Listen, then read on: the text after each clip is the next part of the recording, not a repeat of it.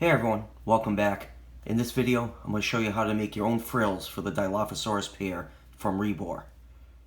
As you know, the two Dilophosaurs from Rebor are heavily based on the JP style versions of these dinosaurs, and they don't come with their trademark frills, but the kind folks at Rebor have provided a pretty easy way to give your Dilophosaurus pair their own frills.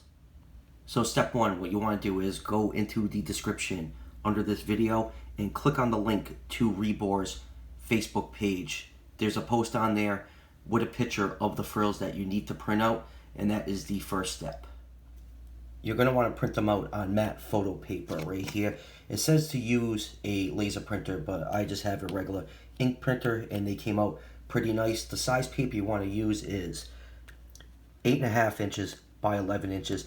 Or standard A4 paper. I bought a box of Canon matte photo papers. It was 50 sheets for about $10. So I printed up a couple copies of these because I experimented a couple ways to put these together, but I'll get to that in a second.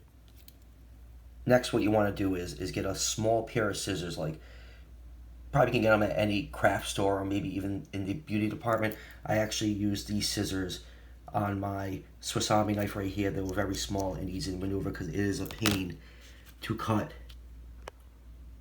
all these little triangles out on the frill right here. It's very time consuming. It took me quite a while. I only actually ended up doing one frill. I made one earlier, but I messed up on it when I was trying to color in the sides, so I didn't want to drive myself crazy doing another one, so that's why I only did the male's frill for right now.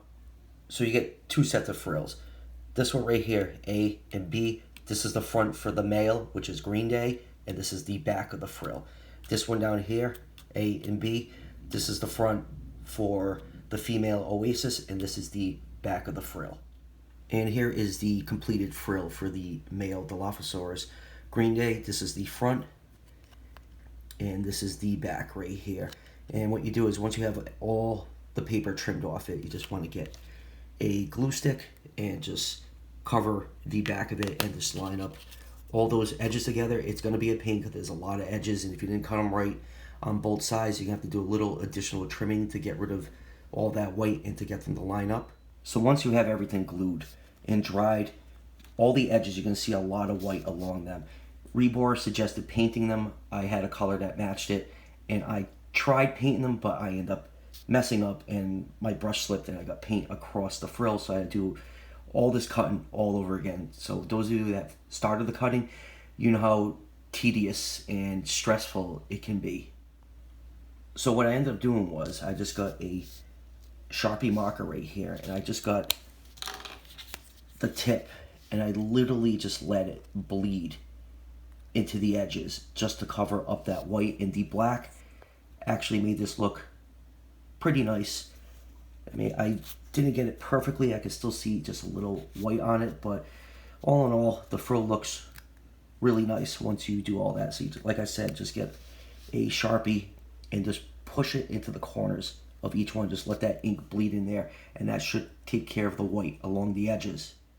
And once you're done filling in the white on the edges of your frill, you just get your Dilophosaurus and insert the frill. Let me just focus in on that while I'm doing that. Just insert the frill right at the base of where the back of the head is and just slide it into place, and the texturing will catch the frill so you can position it pretty well, and you just bend it just a little bit forward, and there you go.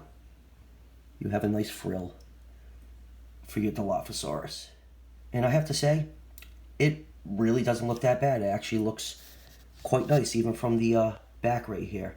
So thanks for Rebor for giving this little do-it-yourself dino project. The hardest part of this whole thing is just using your scissors to cut the paper out from the edges of the frill. I am not a patient person, so this was a very stressful activity for me to complete. But I am happy the way it turned out. It actually does look really nice, and it does look really cool. On the base right here, I'll probably work on the female's frill in the next couple days because I just need to calm down a little bit. From that, I don't have the most steadiest hands, so I was starting to get a little jumpy and shaky when I was finishing up this male's frill. Plus, it was the second time I was doing it since I messed up on the first one.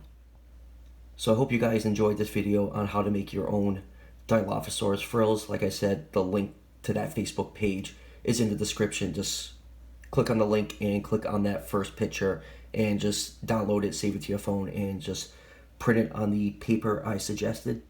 I do kind of wish Rebor did make their own frills that were detachable, but I do understand why they didn't decide to do that. So it's kind of cool of them to give us this little do-it-yourself project, and I am quite happy with the results.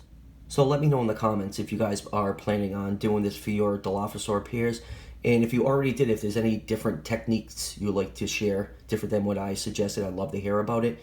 And as always, guys, don't forget to hit like and subscribe. Each subscription helps out the channel tremendously, and I'll greatly appreciate it. And I'll see you guys for the next one.